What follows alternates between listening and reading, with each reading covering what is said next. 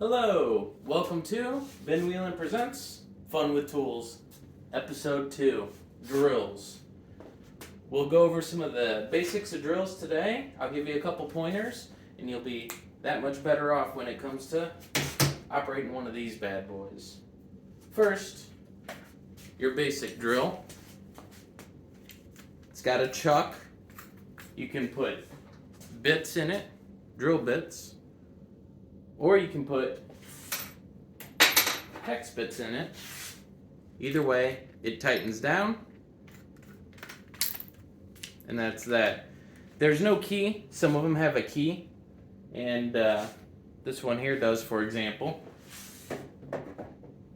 And you insert the key in there, and you gotta turn it to tighten this up. Anymore. A lot of the drills you're going to get at Home Depot, Lowe's, or your local hardware store are keyless. You just do it by hand. This is your basic drill. It'll do a little bit of everything.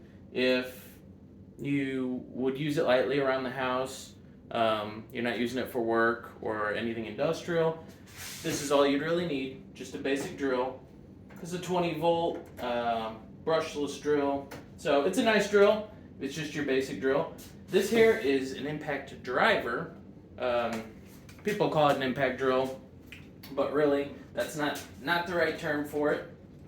These are specialized for putting screws in, driving lag bolts. They do a better job of driving screws and such. You don't really use this to bore holes like you might with this. Though there's ways to do that. That's really not what this is for. But if you're going to drive a ton of screws, say you're putting a deck in or something like that, you're going to go through a lot of screws. An impact driver really is a handy deal. It's a lot easier to get those screws in than trying to do the whole thing with your basic drill. So a lot of times you can get these in two sets. You'll get a drill and a driver in a pack. It's nice. It'll come with two batteries, something like that most of the time. That's a good deal. So you got your drill and your driver. And these are both battery-powered interchangeable batteries. I'm going to show you a couple quick things. I'm putting this bit in here. When you go to put a screw into something, it's good to pre-drill your hole. You don't want to just put the screw on in there, press it against here and start screwing. You want to remove wood, bore a hole for that screw to go into. You want to pick a bit that is about the same width as the core of that screw.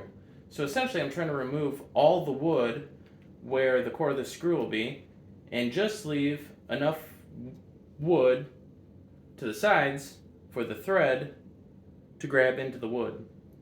So you're removing essentially where that core will be in the wood, and you just press the screw right up against the bit, and you don't want to remove the wood that the threads would grab into. So otherwise, if you just run that screw straight in there, all that wood has to go somewhere and it could split out. You won't be as precise. So if I drill this hole, it won't be hard for me to get the screw to go exactly where I want it. It's much easier to control where the hole goes. You get a neater job. Now, I'll show you. I'm going to run this screw into that hole. I only drilled the hole a little ways into there. I'm going to run this screw all the way to the point where I hit the wood, and then you'll hear the impact from the impact driver take place.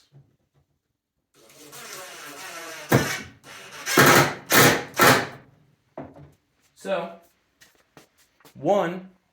the screw didn't really have any difficulty going down in where I'd already bored out, so it was nice and easy. Once I hit solid wood, it became difficult for it. 2, we demonstrated how the impact driver works. What this does is think of it as kind of punching as it's turning.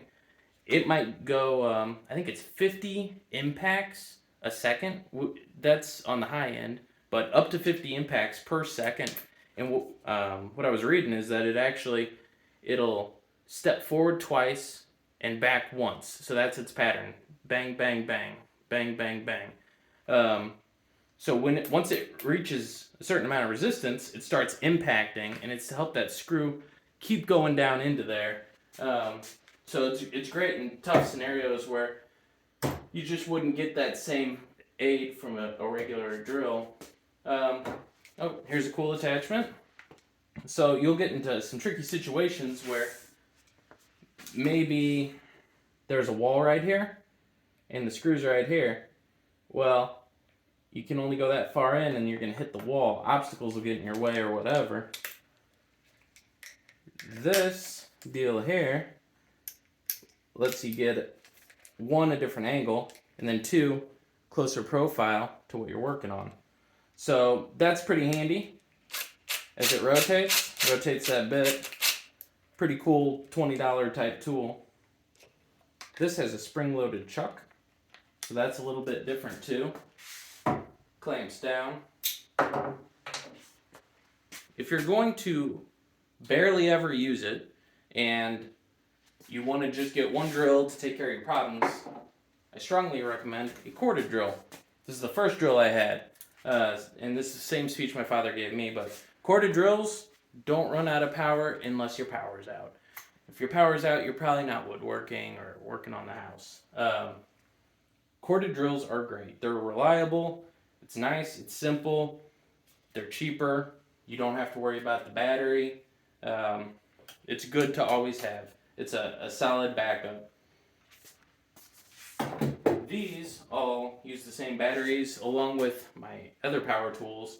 Once you start going with the brand, it's good to stick with it. I have DeWalt, I got 6, 7 DeWalt tools, and half of them come with a battery, so now I got a variety of batteries. This is a big boy.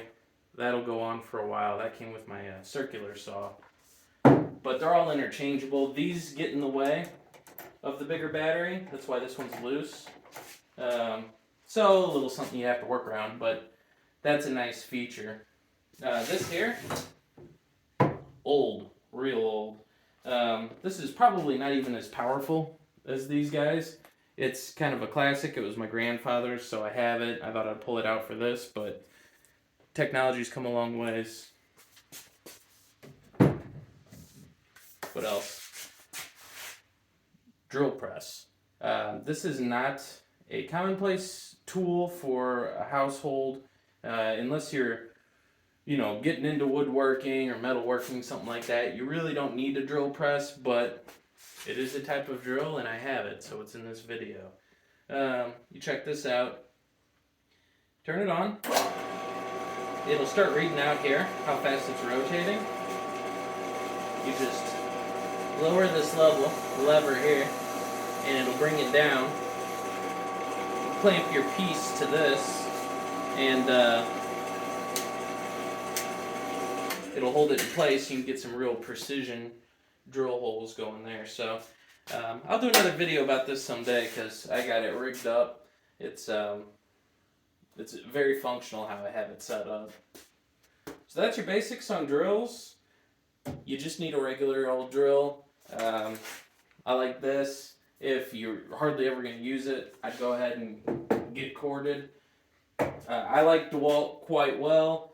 Makita, Milwaukee. There's lots of good brands. You can't go wrong. Don't buy the cheapest one. That would be my suggestion. These are brushless motors. Brushless motors have less friction, so you get more out of the power that's in them. The battery lasts longer, and the motor will last longer. Or, theoretically anyways, it should. It doesn't have friction, so it's a better design. Costs a little more, but if you're gonna use your drill a lot, use your impact driver a lot, it's good to go brushless. I did learn that DeWalt is the only company that measures their battery strength while the tool's at rest. So it's 20 volt, but what I was reading, I think it was on Family Handyman, was that other companies they don't measure their battery at rest. So I guess DeWalt kind of cheated there a little bit, but These have never been underpowered for me. That's just numbers, but these have always done the job for me, so I highly recommend them. So that's what there is to know about drills. Real basic, couple pointers. Any questions?